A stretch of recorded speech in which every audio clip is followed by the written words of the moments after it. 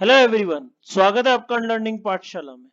जैसा कि आप जानते हैं, अनलर्निंग पाठशाला जेई मेंस और नीट की पीवाईक्यू सीरीज लाया है इलेक्ट्रोकेमिस्ट्री की, जिसमें आज हम डिस्कस करेंगे 2019 के जितने भी सवाल आपके आए थे इलेक्ट्रोकेमिस्ट्री से रिलेटेड 2019 में, सारे शिफ्ट के मिला के एक साथ ही इस पूरे एक वीडियो में कंपाइल करके हम आपको बता रहे हैं और सारे कंसेप्ट उसमें बताएंगे कि 2019 में जो भी क्वेश्चंस आए थे उनमें क्या क्या कंसेप्ट।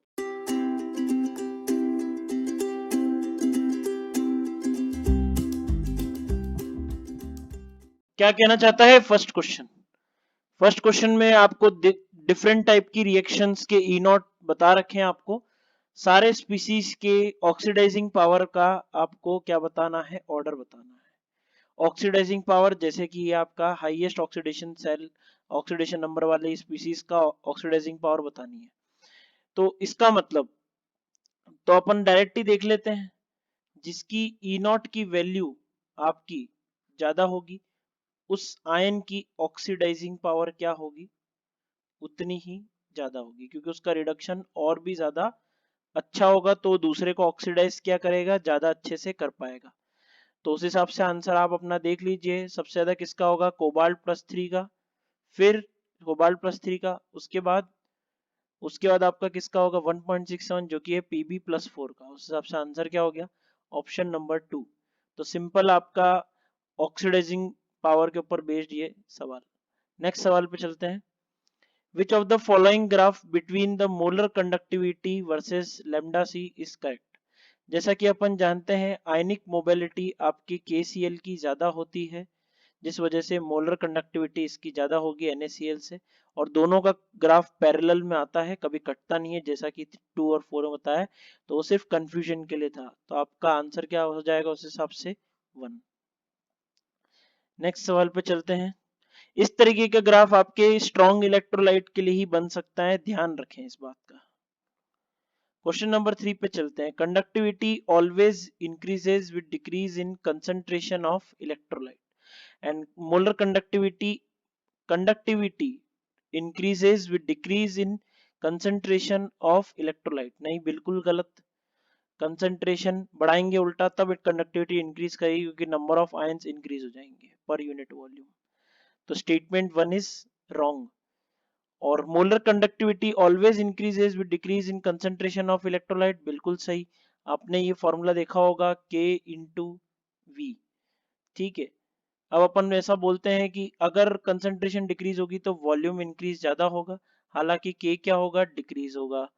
ठीक है, क्योंकि पहले आपको मैं बता चुका हूँ K जो होता है कंडक्टिविटी वो डिक्रीज होती है जैसे जैसे आपकी कंसंट्रेशन आपकी घटती है और वॉल्यूम बढ़ती है। ठीक है, तो अब ये वाला इफेक्ट ज्यादा बढ़ जाता है, जिसकी वजह से लेमडा एम क्या होती है, ज्यादा आपकी इंक्रीज करती है बजाय डिक्रीज करने के।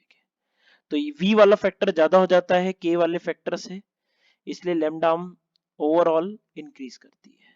तो option number statement 2 is correct, statement 1 is wrong. तो या ऑप्शन नंबर 2। नेक्स्ट सवाल पे चलते हैं। Solution of NiNO3 whole twice is electrolyzed between platinum electrodes using 0.1 F electricity. How many moles of Ni will be deposited at the cathode? तो आप पहले reaction लिख दीजिए। Ni+2 plus twice of electron give Ni। ठीक है, अगर मैं 2F current pass करता हूं, चार्ज पास करता हूं, तो बेटा Ni के कितने मोल बनते हैं, 1 मोल बनते हैं। लेकिन मैंने 0.1 पास किया है, ना कि 2F। इसका मतलब ये कितने मोल बनेंगे। अब इसका पता कैसे चलता है सर, आपको मैंने पहले ही बताया, आपको ये चीज ध्यान रखनी पड़ेगी कि एक इलेक्ट्रॉन का चार्ज होता है 1F के बराबर। यहाँ पे 2 इलेक्ट्रॉन है, इसका मतलब 2F चार्ज जब पास करेंगे तो 1 मोल बनेगा किसका, Ni का। 0.1F अगर अपन पास करेंगे तो कितना बनेगा, तो 0.1/2, ये आपके इतने मोल बन जाएंगे, जो कि कितना है 0.05। तो बहुत सिंपल कैलकुलेशन के ऊपर बेस्ड छोटा सा एक मोल कंसेप्ट भी लगा सकते हो आप इसमें। बहुत इलेक्ट्रोलिसिस का सबसे आसान क्वेश्चन यही बन सकता है। Question number 5, standard Gibbs free energy for a given cell reaction kilo joule is. आप पहले इसमें देख लीजिए कि ओवरऑल इलेक्ट्रॉन कितने एक्सचेंज हुए 2, इसका मतलब n की वैल्यू तो कितनी हो गई 2। ठीक है, अब आपसे ये क्या बोल रहा है, गिब्स फ्री एनर्जी बतानी है। गिब्स फ्री एनर्जी मतलब स्टैंडर्ड बतानी है वो भी खासकर, तो डेल्टा जी नॉट बतानी। डेल्टा जी नॉट क्या होगी, minus N F E naught. N की वैल्यू आपको पता चली गई, ये 96,000। ई नॉट की वैल्यू आपकी कितनी हो जाएगी 2। पर अपन को जूल में आंसर नहीं चाहिए, अगर आपको किलो जूल में चाहिए, क्योंकि क्वेश्चन ने किलो जूल में पूछा है, तो आप इसको किससे डिवाइड कर देंगे, 1000 से। बच्चों ने यही गलती करी है, इसलिए वो कई बार कंफ्यूज रहते हैं कि हमारा आंसर सही आ रहा है कि गलत, क्योंकि ऑप्शन में तो 3-3 डिजिट में ही है। तो आप इस चीज का ध्यान रखिए कि सवाल में किस यूनिट के फॉर्म में वो क्वेश्चन पूछना चाह रहा है। तो ये 0 0 आपके कट जाएंगे, तो ये कितना आ जाएगा 96 इंटू 4, तो ये कितना हो जाएगा 38 माइनस 384। तो आंसर क्या हो जाएगा, ऑप्शन नंबर 1। तो बहुत सिंपल क्वेश्चन था, बस आपको अपना फॉर्मूला याद होना चाहिए था स्टैंडर्ड गिब्स फ्री एनर्जी का। Question number 6, calculate standard cell potential of the cell in which of the following reaction take place. ठीक है, क्वेश्चन ये बोलना चाह रहा है Fe+2 से किस में जा रहा है Fe+3, और Ag+ से किस में जा रहा है Ag। इसका मतलब आपका इसका ई नॉट अगर आपको निकालना है तो आप इसका कैसे निकालेंगे। देखो बेटा, SRP of cathode minus anode होता है, यहाँ पे कैथोड में रिएक्शन किसकी हो रही है, Ag की हो रही है, तो Ag+ से Ag minus of E naught of anode पे रिएक्शन इसकी हो रही है Fe+2 की, तो इसका मतलब यहाँ पे क्या आ जाएगा Fe+3 से Fe+2। यहाँ पे आप इसका वैल्यू पुट कर दीजिए, तो इसकी वैल्यू कितनी है x, और Fe+3 से Fe+2 बता रखा है क्या, ओ फंस गए। अब क्या करें, डरना नहीं है, अपन को सामना करना है क्वेश्चन का। अब देखिए इसकी वैल्यू कितनी हो जाएगी, ये मैं निकालना चाह रहा हूँ नीचे। ठीक है, तो हमको नेट रिएक्शन क्या चाहिए, Fe+2 से Fe+3। ठीक है, सॉरी Fe+3 से Fe+2। ठीक है, ऐसा चाहिए प्लस इलेक्ट्रॉन। इसका मतलब इसका आपको ई नॉट चाहिए। ठीक है, तो इसमें अपन क्या कर सकते हैं, सॉरी इसका देखो डेल्टा जी कितना है, delta G not -1 into F into E not, ऐसा हो जाएगा। और ये किसके बराबर होगा, अब देखो Fe+2 आप Fe+3 आपको क्या चाहिए, रिएक्टेंट साइड चाहिए, तो इसका मतलब Z जो भी होगा वो पॉजिटिव में होगा। अब इसमें इलेक्ट्रॉन कितने एक्सचेंज हुए हैं बेटा, 3, डायरेक्ट ही दिख रहा है, तो -3 इंटू एफ में डेल्टा जी के बराबर कर रहा हूँ, और इसका ई नॉट कितना है Z। अब देखो ये Fe+2 अपन को प्रोडक्ट साइड चाहिए, तो इसकी पूरी वैल्यू क्या हो जाएगी, नेगेटिव, तो -Z -Y आ जाएगा। लेकिन आपका डेल्टा जी नॉट में ऑलरेडी माइनस होता है, क्योंकि आपको पता होगा डेल्टा जी नॉट की वैल्यू -NFE0 होती है। क्या होती है, -NFE0। अब अपन डेल्टा जी नॉट के आगे भी माइनस लगा देंगे तो वो पॉजिटिव हो जाएगा, इसका मतलब यहाँ पे क्या आ जाएगा, पॉजिटिव। और इलेक्ट्रॉन एक्सचेंज 2 F और E0, ये आ गया पॉजिटिव। ये अपन को नेगेटिव ही रखना था, क्योंकि आपका Fe+3 आपको रिएक्टेंट साइड ही चाहिए था। अब इसकी वैल्यू आप निकाल लीजिए। अच्छा, इसकी वैल्यू कितनी है आपकी y, अच्छा इसकी वैल्यू z है। ठीक है, तो इसकी वैल्यू नेगेटिव हटा देंगे अपन, इसका यहाँ पे नेगेटिव आ जाएगा, f कट जाएगा, ई नॉट की वैल्यू कितनी आ जाएगी 3z -2y। इसकी वैल्यू आप इधर रख दीजिए, तो ये कितना आ जाएगा x -3z -2y, तो इसकी वैल्यू आ जाएगी x + 2y - 3z। तो आंसर क्या आ जाएगा, ऑप्शन नंबर 3। कई बच्चों ने या तो z की वैल्यू पुट कर दी थी इसमें, या फिर y की वैल्यू पुट कर दी थी, जिस वजह से ये पूरी ई नॉट सेल की वैल्यू जो थी गलत आ गई थी। आपको इस तरीके से गलती नहीं करनी है, क्वेश्चन में बिल्कुल ध्यान से देखना है कि हाफ सेल रिएक्शन हो क्या रही है। आराम से सतर्कता के साथ चलेंगे, कॉशियसली बिल्कुल। आ जाते हैं नेक्स्ट क्वेश्चन पे। सारे के ई नॉट बता रखे हैं, स्ट्रॉन्गेस्ट ऑक्सीडाइजिंग एजेंट बताना है। बेटा स्ट्रॉन्गेस्ट ऑक्सीडाइजिंग एजेंट कौन होगा? जिसका रिडक्शन क्या होगा? आसान, इजीली होगा। और रिडक्शन इजीली किसका होगा? जिसका ई नॉट की वैल्यू क्या होगी? ज्यादा होगी। तो सबसे ज्यादा ई नॉट की वैल्यू किस में ज्यादा है? सबसे ज्यादा किसकी है? देखो देखो देखो देखो देखो मेरे सामने, देखो 2.05, ये इसकी है। इसका मतलब S2O8 2- का ई नॉट सबसे ज्यादा मैक्सिमम है, इसका स्ट्रॉन्गेस्ट ऑक्सीडाइजिंग एजेंट यही हो सकता है। नेक्स्ट सवाल पे चलते हैं। ऐसे सवाल को बहुत जल्दी जल्दी करना है बेटा, बिल्कुल फोकस होके। Question number 8, lambda M naught of NaCl HCl और Na बता रखा है आपका। कंडक्टिविटी आपकी बता रखी है इसकी सॉल्यूशन की Ha की। ठीक है, डिग्री ऑफ डिसोसिएशन क्या चाहिए? Ha की। बेटा degree of dissociation of Ha क्या हो जाएगी?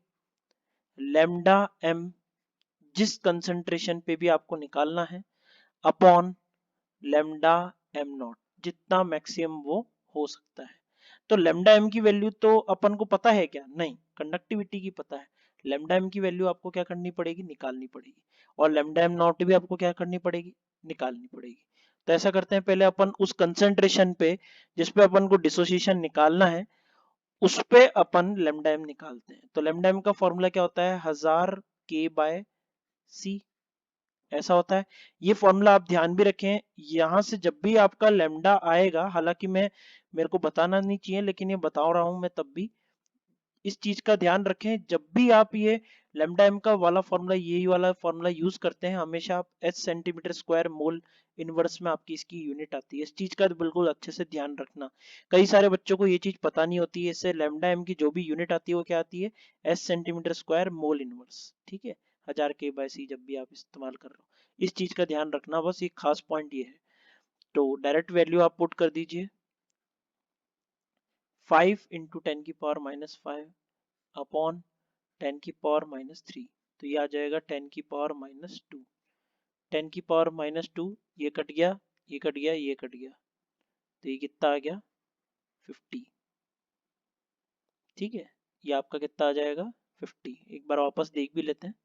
1000 × 5, ये ठीक है, 10⁻², ठीक है, 50 आ गया।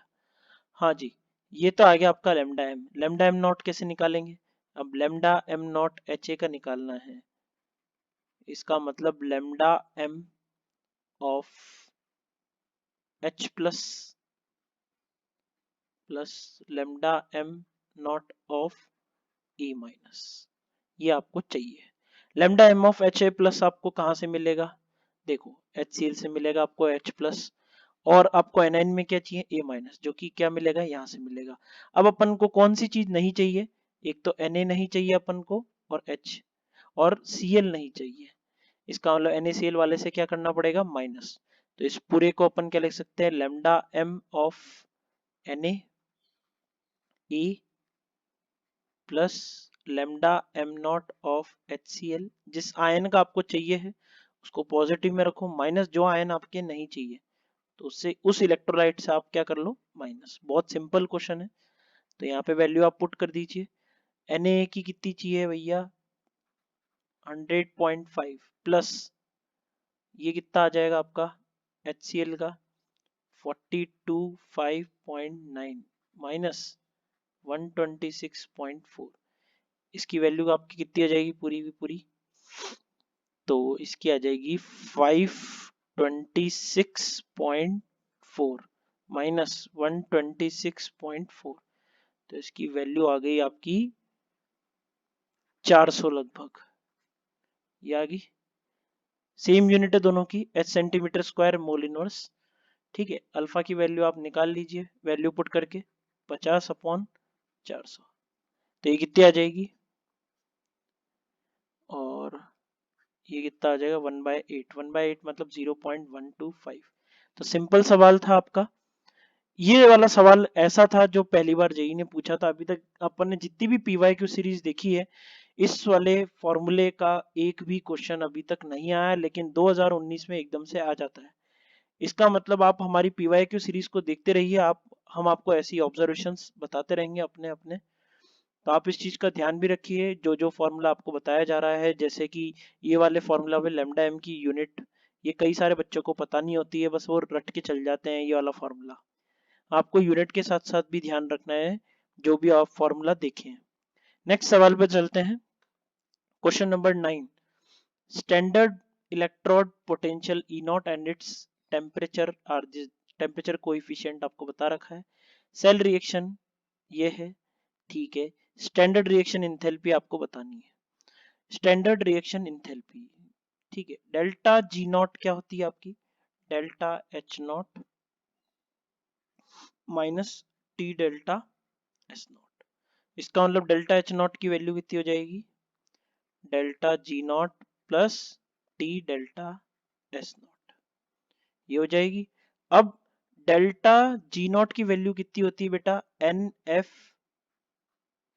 ई नॉट, और इसकी कितनी हो जाएगी, टी इंटू, अब देखो टेम्परेचर कोएफिशिएंट वाला जो फॉर्मूला है आपका एंट्रोपी चेंज का, वो आपको ध्यान रखना पड़ेगा, क्या होता है, एन एफ टेम्परेचर कोएफिशिएंट। इस चीज का आप बिल्कुल अच्छे से ध्यान रखें, तभी आपका आंसर सही आएगा। अब आपको इसकी वैल्यूज क्या करनी है, पुट कर देनी है। तो यहाँ पे वैल्यू निकाल लीजिए आप, कितनी आ रही है,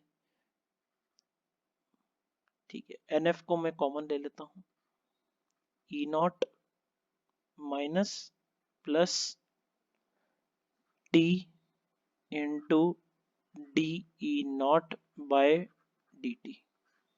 इसकी वैल्यू आप पुट कर दीजिए, कितनी आ रही है, 2, क्योंकि 2 इलेक्ट्रॉन एक्सचेंज हुए, इंटू 9600 सॉरी, अच्छा ये किलो जूल में है, और भी अच्छा फायदा है, इसका मतलब अपन को 1000 से क्या कर देंगे, अपन डिवाइड कर देंगे। यूनिट का बहुत अच्छे से ध्यान रखना है आपको क्वेश्चन में। 300 इंटू -5 इंटू 10⁻⁻4, यहाँ पे भी आपका क्या है, माइनस, और ई नॉट की वैल्यू आपको कितनी बता रखी है, 2, ठीक है। तो दोनों के दोनों आपके क्या हो जाएंगे, प्लस हो जाएंगे, 10⁻⁻2, और ये हो जाएगा 15, तो 0.15, तो आंसर कितना आ जाएगा, 2 इंटू 96 माइनस इंटू 2.105। इसकी वैल्यू जब आप निकालेंगे तो -380 -412.8 आएगा। ऐसे देख भी सकते हो आप, 4 इंटू 96 जो कि मतलब 36 से तो ज्यादा ही आएगा, थोड़ा सा ज्यादा आएगा, है ना, काफी मतलब काफी ज्यादा आ जाता है, क्योंकि 96 से आपके 5 आ जाएगा, तो आप ये समझ ले 36 + 5 41 के आसपास आ जाएगा। पॉइंट में है भी है डेसिमल, तो उस हिसाब से 412.8। तो सिंपल क्वेश्चन था, आप कर सकते हैं इस सवाल को, आसान क्वेश्चन है। नेक्स्ट सवाल पे चलते हैं। Question number 10, given the equilibrium constant, ठीक है, आपको बता रखा है, ई नॉट की वैल्यू आपको बतानी है, ठीक। तो सिंपल है, के की इक्वेशन कहां पे आती है, डेल्टा जी नॉट में आती है। डेल्टा जी नॉट की वैल्यू होती है -NF E naught is equal to minus RT ln k। ln k को मैं ऐसे लिख रहा हूं 2.303 log k। अब ये माइनस माइनस तो कट जाएगा, ठीक है। ई नॉट सेल आपको निकालना है, ई नॉट सेल आपका कितना आ जाएगा, 2.303 RT बाय NF। NF मतलब कितने इलेक्ट्रॉन एक्सचेंज हुए, 2 F, और log k, इस पूरे की वैल्यू आपको कितनी बता रखी है, 0.059, तो 0.059 अपॉन 2। अब लॉग के, अब देखो मैं डायरेक्ट ही वैल्यू पुट कर रहा हूँ, क्योंकि कई सारे बच्चों को अपनी मैथमेटिक्स बहुत अच्छी है, यहाँ पे इतनी मुश्किल नहीं है। 10⁻16 लॉग में 10⁻16 कितना हो जाएगा, 16 आ जाएगा आगे, और लॉग 10 की वैल्यू कितनी हो जाती है, 1। तो उस हिसाब से आंसर कितना हो जाएगा, 0.06 इंटू लगभग 8। ऐसा कर सकते हैं, 0.48 आ जाएगा, जो कि किसके बराबर आ जाएगा, आपके वोल्ट वोल्ट वोल्ट, ये रहा वोल्ट। सब ऊपर आप ध्यान देखिए मिली वोल्ट है, तो इस चीज का बहुत अच्छे से ध्यान रखना है आपको जब भी आप आंसर निकालें, ठीक है। 0.048 आएगा, लेकिन वो वोल्ट में आएगा। Approximately answer is 4। Question number 11, आपको बताना है for the cell this different half cell their electrode potential are given below. Zn+2 का आपको बता रखा है which cathode will give maximum E naught per electron transfer. Per electron transfer सबसे बढ़िया सवाल आपका, पर इलेक्ट्रॉन ट्रांसफर किसमें ज्यादा होगा। देखो, अगर अपन पहले एक बार देख लेते हैं कि नंबर ऑफ इलेक्ट्रॉन एक्सचेंज कितने कितने होते हैं। अगर इन सब लोगों को अपन एक एक करके Zn से Zn+2 के साथ अपन सेल बनाए, तो देखिए इलेक्ट्रॉन एक्सचेंज के लिए अपन क्या लेंगे, दोनों हाफ सेल रिएक्शन का एलसीएम लेंगे, तब जाके ही तो रिडक्शन और ऑक्सीडेशन में नंबर ऑफ इलेक्ट्रॉन्स क्या आएंगे, बराबर। तो अब देखो आपका ये Zn से Zn+2 जा रहा है और Au+3 से Au जा रहा है, इसमें 3 इलेक्ट्रॉन का एक्सचेंज, इसमें 2 इलेक्ट्रॉन का एक्सचेंज। इलेक्ट्रॉन एक्सचेंज क्या होना चाहिए, बराबर। तो यहाँ पे आप लिख दीजिए, यहाँ पे 6 इलेक्ट्रॉन का क्या हुआ है, एक्सचेंज, क्योंकि एलसीएम 3 और 2 का कितना होगा, 6। यहाँ पे देखो Ag+ से Ag मतलब 1 इलेक्ट्रॉन का एक्सचेंज, यहाँ पे 2 इलेक्ट्रॉन का एक्सचेंज, एलसीएम कितना आया 2, इसका मतलब टोटल इलेक्ट्रॉन एक्सचेंज कितने हुए 2। Fe+3 से Fe+2 देखो कितने इलेक्ट्रॉन का एक्सचेंज, 1, इसमें 2, इसका मतलब यहाँ पे कितने इलेक्ट्रॉन का एक्सचेंज होगा, 2। ठीक है, लेकिन अपन को ई नॉट सेल कितने के लिए निकालना है, पर इलेक्ट्रॉन के लिए निकालना है, ध्यान रखना इस चीज का।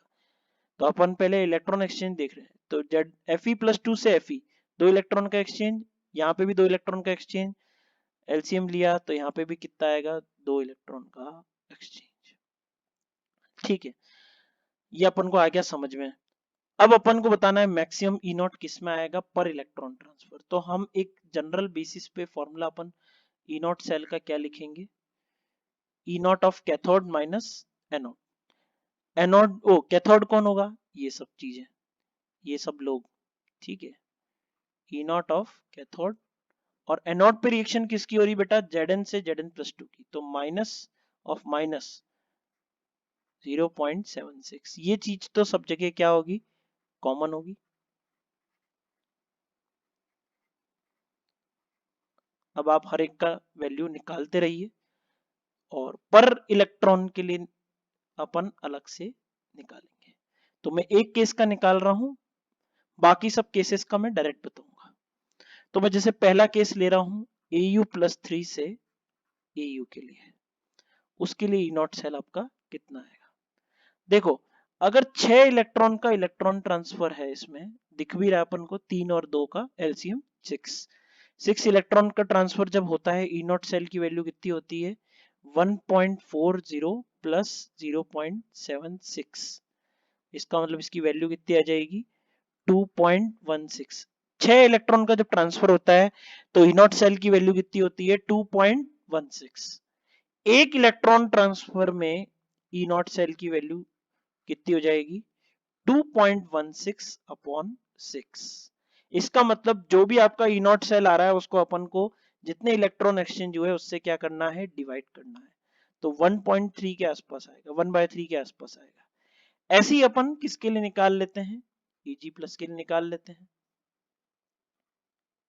ठीक है, Ag+ से Ag, इसके लिए आपका ई नॉट सेल कितना आ जाएगा, डायरेक्ट वैल्यू पुट कर दीजिए, 0.2, 0.8 प्लस 0.76। इलेक्ट्रॉन ट्रांसफर इसमें कितने हो रहे हैं, ओवरऑल 2, तो इसमें आंसर क्या आ जाएगा, 1.56 अपॉन 2। संभाल के रखिए इस चीज को। ऐसे ही अब आ जाते हैं Fe+3 से Fe+2, तो इसमें कितना आ जाएगा, ई नॉट सेल 0.77 प्लस 0.76/2। कुछ मत करिए, 0.8 से कम है तो डायरेक्ट ही दिख रहा है, इसमें मैक्सिमम तो आ नहीं सकता है क्योंकि ये Ag+ से कम आ रहा है, तो इसको आप छोड़ दीजिए। ठीक है, क्योंकि ये Ag+ वाले से तो कम ही होगा, तो आपको कैलकुलेट करने की जरूरत नहीं है। ऐसे ही आपका Fe+2 में तो नेगेटिव आ गया, मतलब 0.76 से तो और कम हो गया, तो इसको भी आप छोड़ दीजिए। तो कंपेयर हमको किसको करना पड़ेगा, बस Ag+ को, Ag को। नहीं बच्चों को आया समझ में, तो आप इसमें करके भी देख सकते हैं। ई नॉट सेल आपका कितना हो जाएगा, 0.76 माइनस 0.44, अपॉन 2। तो इसमें काफी कम हो गया क्योंकि आपस सब्सट्रैक्शन कर दिया आपने 0.76 के साथ, तो इसको भी आपको काट देना है। तो कंपेयर आपको किस में करना पड़ेगा, 1.56 अपॉन 2 में और 2.16 अपॉन 6 में। आपको डायरेक्टली दिख रहा होगा ये लगभग 0.5 की वैल्यू के आसपास आएगा, ये 0.6 की वैल्यू के आसपास आएगा। तो उस हिसाब से आंसर क्या हो जाएगा, फर्स्ट वाला AU+3 से AU। तो सिंपल क्वेश्चन था, आपको बस अपनी एक अप्रोच लगानी थी। जिस बच्चे ने पर इलेक्ट्रॉन नहीं देखा है उसके साथ पक्के से ही गलती हो सकती है। तो आपको एक इलेक्ट्रॉन ट्रांसफर के लिए E0 सेल निकालना था। कई सारे बच्चों ने नंबर ऑफ इलेक्ट्रॉन एक्सचेंज जितने भी हुए पूरी रिएक्शन में उस हिसाब से आंसर निकाला, इसलिए उनका आंसर क्या आ गया, गलत। ये गलती आप लोगों को नहीं दोहरानी है। क्वेश्चन पे आ जाते हैं जो कि है क्वेश्चन नंबर 12, जो कि मेटल इंसोल्यूबल मेटल इलेक्ट्रोड का है। एक हाफ सेल रिएक्शन में वही वाली रिएक्शन हो रही है, दूसरे में आपके फेवरेट रिएक्शन हाइड्रोजन की हो रही है। ठीक है, तो देखते हैं इसमें जो E0 सेल होगा वो किसके बराबर होगा, E0 ऑफ AgCl से आपका Ag, जिसमें ये Cl माइनस का कॉन्टेक्ट यहाँ पर है। ठीक है, और एनोड पे रिएक्शन किसकी हो रही है, हाइड्रोजन की हो रही है, जो कि कितनी हो जाएगी, 0। इसका मतलब E0 सेल की वैल्यू इसकी बराबर होगी। अब आपको बता रखा है कि सेल का पोटेंशियल इतना होता है जब अपन HCl की इतनी मोलैलिटी लेते हैं। तो अब मोलैलिटी बता रखी है और कोई डाटा तो दे नहीं रखा आपको कंसंट्रेशन के लिए, तो हम ये अज्यूम करके चलेंगे कि मोलैलिटी किसके बराबर होगी, आपकी मोलैरिटी के। क्योंकि और कोई डाटा दे रखा होता तो हम आप इस चीज को प्रूफ भी कर पाते, लेकिन प्रूफ नहीं कर पाएंगे तो आपको अज्यूम लेना पड़ेगा, क्योंकि मोलैरिटी ही एक्सप्रेशन में आती है, ना कि मोलैलिटी। तो देख लेते हैं। अब अपन को स्टैंडर्ड EMF आपको चाहिए इस चीज का, सेल पोटेंशियल आपको दे रखा है, इसका मतलब आपको नस्ट इक्वेशन लगानी पड़ेगी। E cell is equal to E0 cell plus 0.06 upon electron transfer मतलब 1 और log Q। अब Q की वैल्यू क्या होगी, इसको दिखाने के लिए हम दोनों हाफ सेल रिएक्शन को आपके सामने लिखेंगे। H2 से आपका क्या मिलेगा, H+। ठीक है, आप इधर हाफ कर दीजिए, इलेक्ट्रॉन ट्रांसफर यहाँ पे कितना हो जाएगा, 1। और AgCl से आपका क्या मिलेगा, Ag प्लस Cl माइनस, यहाँ पे एक इलेक्ट्रॉन ट्रांसफर। तो यहाँ से पूरी इक्वेशन को अगर अपन प्लस कर दें, क्योंकि ये तो कैथोड पे हो रही है और ये क्या आपकी हो रही है, एनोड पे, तो AgCl plus H2 give H plus and Cl minus. ये तो आपका क्या कहते हैं, गैस। ये आपका क्या हो जाएगा, H प्लस और Cl माइनस एक्वस। तो हम इसकी Q की वैल्यू क्या बोल सकते हैं, H प्लस की कंसंट्रेशन जो कि कितनी हो जाएगी, 10⁻⁻⁶, क्योंकि HCl आपका एक H प्लस देगा, Cl माइनस की भी 10⁻⁻⁶, अपॉन H2 की प्रेशर कितनी है भैया, एक बार है, तो इधर 1 पुट कर दिया। और AgCl तो वैसे ही सॉलिड पार्ट में होता है, तो इसकी कंसंट्रेशन नील टाइप से है। तो E0 सेल जो कि आपको निकालना है, इसकी वैल्यू अपन x मान लेते हैं, क्योंकि बार बार अपन बड़ा बड़ा नहीं लिखेंगे। E सेल आपको दे रखा है 0.92 प्लस 0.06 अपॉन 1, एक इलेक्ट्रॉन ट्रांसफर log 10⁻⁻12। तो ये हो जाएगा आपका इस पूरे में। ठीक है, अच्छा इधर माइनस आएगा, तो यहाँ पे वैल्यू कितनी जाएगी, प्लस 0.06 इंटू 12 और 0.92।